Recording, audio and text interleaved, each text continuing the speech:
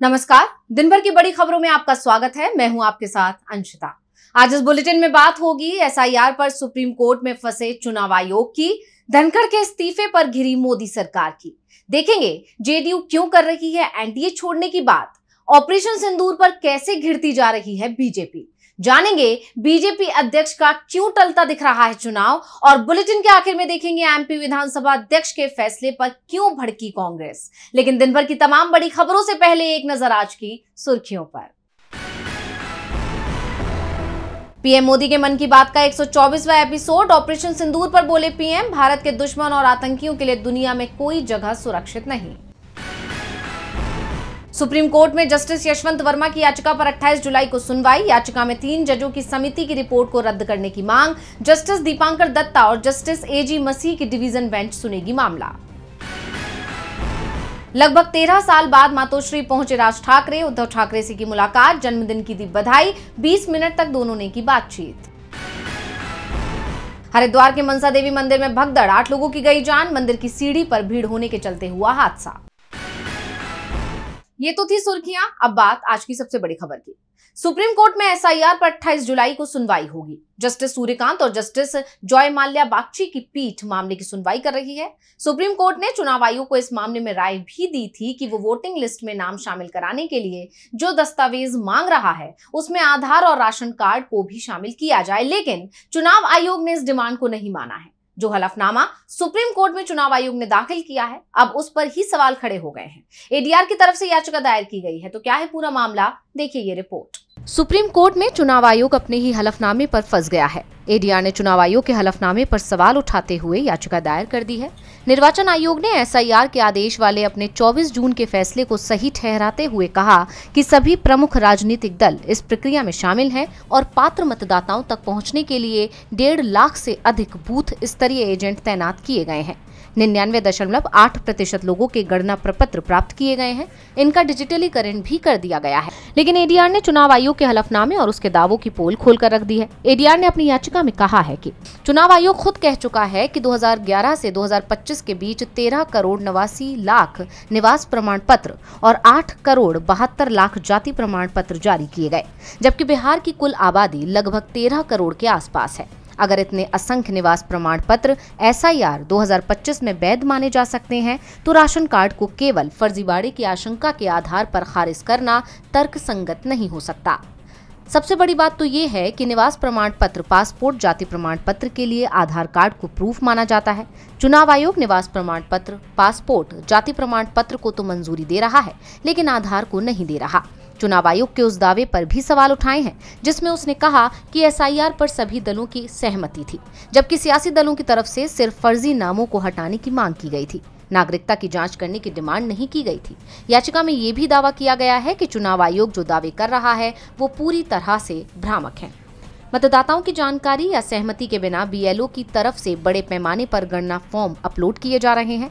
कई मतदाताओं ने बताया है कि उनके फॉर्म ऑनलाइन जमा कर दिए गए हैं, जबकि उन्होंने कभी किसी बीएलओ से मुलाकात नहीं की और न ही किसी दस्तावेज पर दस्तखत किए।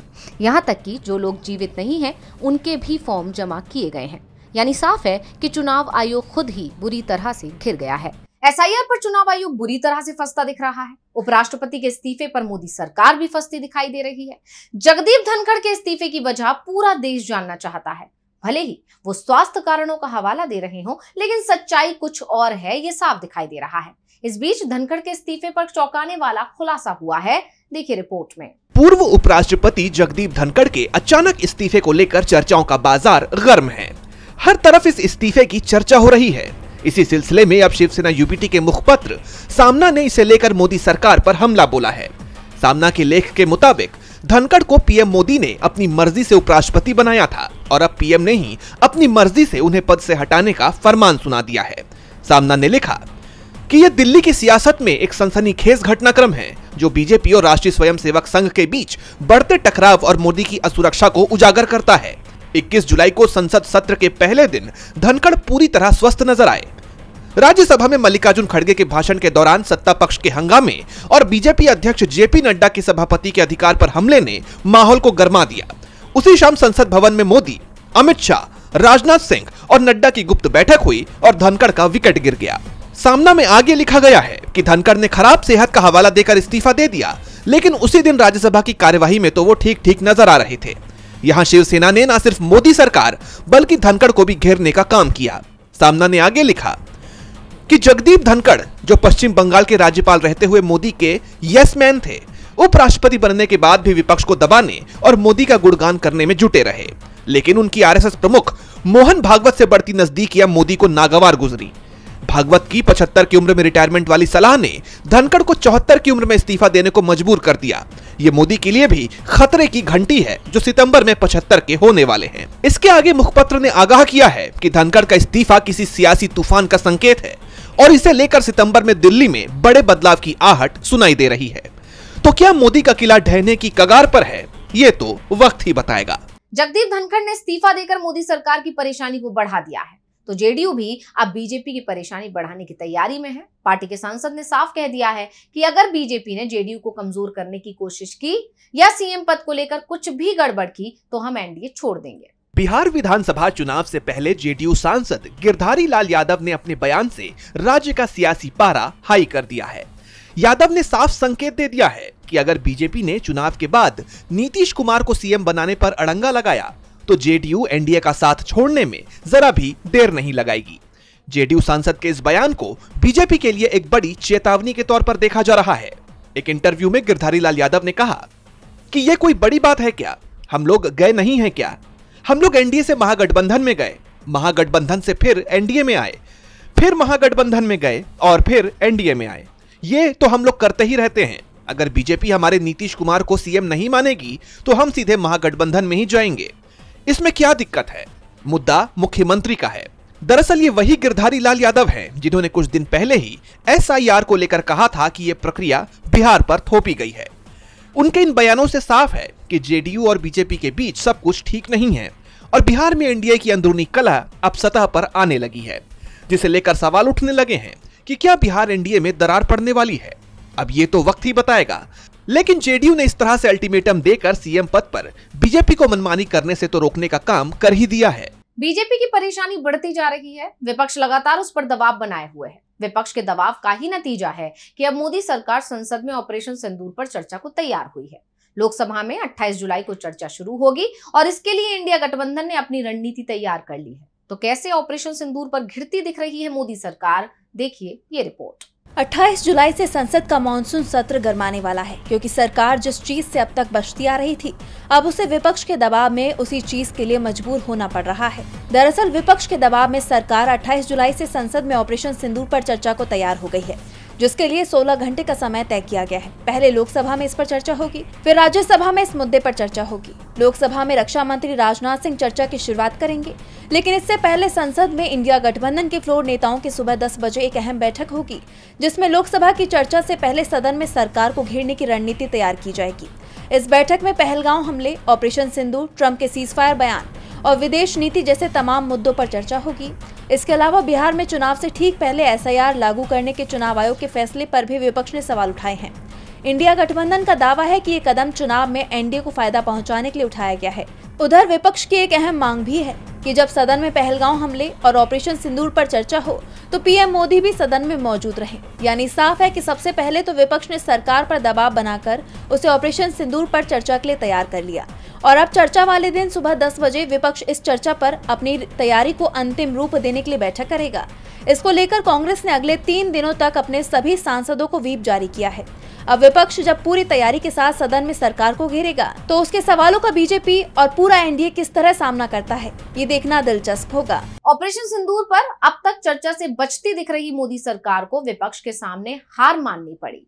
तो बीजेपी के ही सांसद ईडी और सीबीआई को लेकर बड़ा दावा कर रहे हैं कि इसके सहारे एक बड़ी पार्टी का बीजेपी में विलय आसानी से कराया जा सकता है। तो क्या कहा है बीजेपी सांसद ने, देखिए ये रिपोर्ट। बीजेपी सांसद के एक बयान ने तेलंगाना की राजनीति में हलचल मचा दी है। सांसद ने दावा किया है कि बीआरएस के एक नेता ने पार्टी की बीजेपी में विलय की पेशकश की है। तेलंगाना में बीजेपी सांसद सीएम रमेश का कहना है कि भारत राष्ट्र समिति के कार्यकारी अध्यक्ष कल्वकुंतला तारका रामा राव यानी केटीआर ने बीजेपी के साथ गठबंधन की बात की है।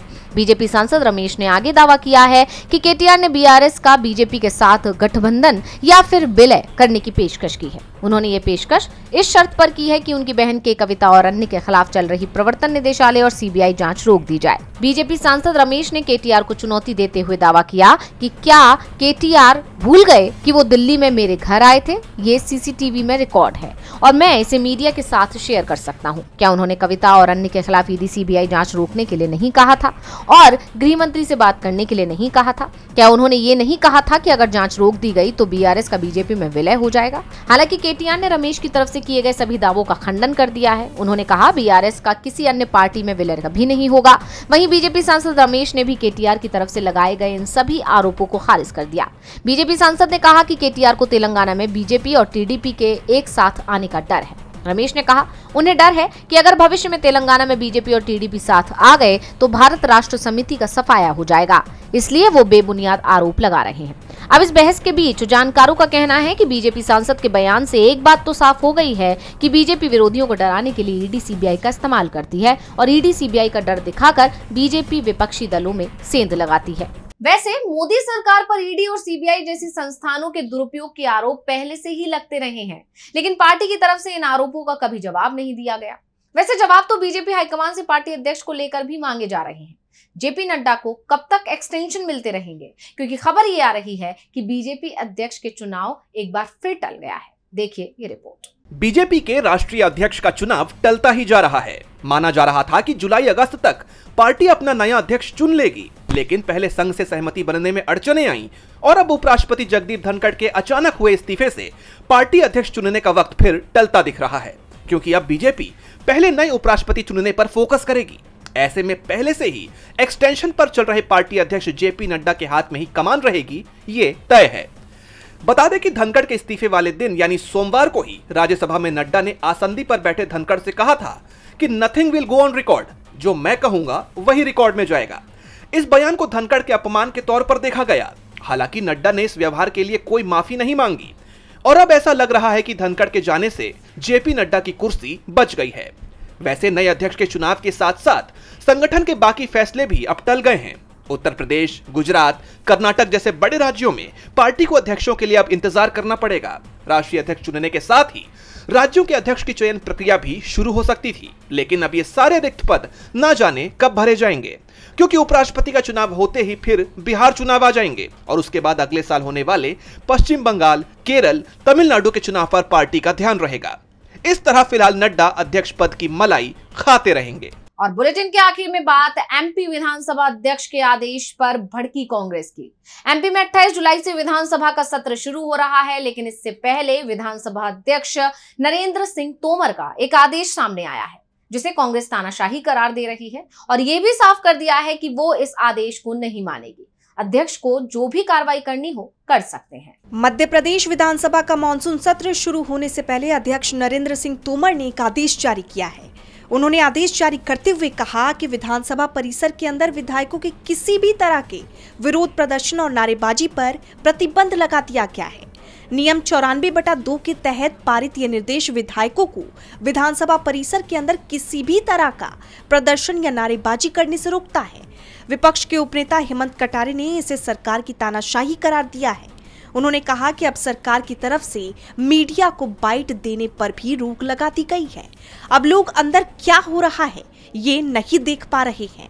अगर महात्मा गांधी और बाबा साहेब अंबेडकर के नारे अब आपत्तिजनक हैं, तो क्या हम आपातकाल की स्थिति में हैं? उन्होंने अध्यक्ष से आदेश वापस लेने की मांग की और दावा किया कि ऐसा लगता है कि सरकारी दबाव में जारी किया गया है। कांग्रेस नेता डॉक्टर गोविंद सिंह ने भी चेतावनी दी कि अगर विधायक सदन परिसर में मुद्दे नहीं उठा सकते तो वो जरूरत पड़ने पर जेल भी जा सकते हैं, कहीं और भी मुद्दे उठाएंगे। साथ ही पूर्व मंत्री और वरिष्ठ विधायक लखन घनघोरिया ने इस आदेश को असंवैधानिक और विरोध के लोकतांत्रिक अधिकार पर हमला बताया। उन्होंने कहा कि अगर विधानसभा अध्यक्ष विपक्ष में बिताए अपने सालों को भूल गए हैं तो उन्हें लोकतांत्रिक परंपराओं की याद दिलानी चाहिए। तो आज इस बुलेटिन में इतना ही। आप देखते रहिए डीवी लाइव। मुझे दीजिए इजाजत। नमस्कार।